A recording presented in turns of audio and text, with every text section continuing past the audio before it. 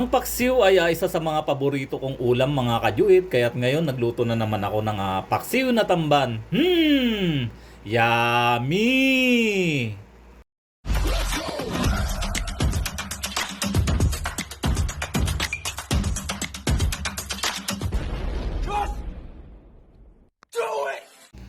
Hello mga kajuit! Welcome na naman sa ating panibagong cooking vlog na kung saan magpapaksiw ako ng isdang tamban. Talaga namang napakasarap ng tamban dito sa Saudi Arabia. Dati-rati ayaw kong kumain ng tamban dahil noon ay ako ay natinik.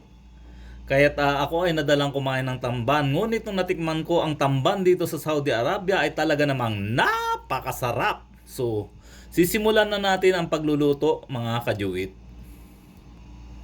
So ayan mga kajuit, dahil na-prepare ko na yung mga ricado na aking gagamitin ay ilalagay ko lang dito sa aking kawali. Ayan, luya. Hiniwa ko ito ng maninipis. Pero maglalagay rin ako ng bawang para medyo babango yung ating paksiw. Siyempre ginayat na sibuyas at saka siling haba. Lalagay din ako ng kamatis. Yan, hilaw na kamatis.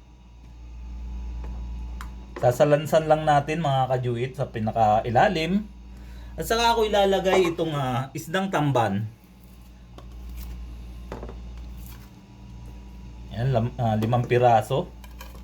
Ito yung natirang piniritong tamban namin nung isang araw. Kailangan natin magtipid-tipid kaya dinivide-divide natin yung mga ulam. So, hindi na natin kailangan lagyan ng asin ito mga kajuit dahil ito ay maalat na. So, lalagyan ko na lamang siya ng suka. Ayan.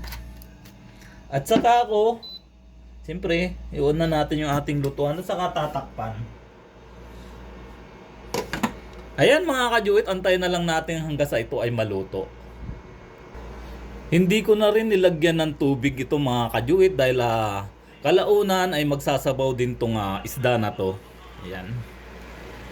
Papansin nyo kumukulo na siya. Ayan mga kajuit, malapit na maluto yan. Ayan, kumukulong-kulo na talaga.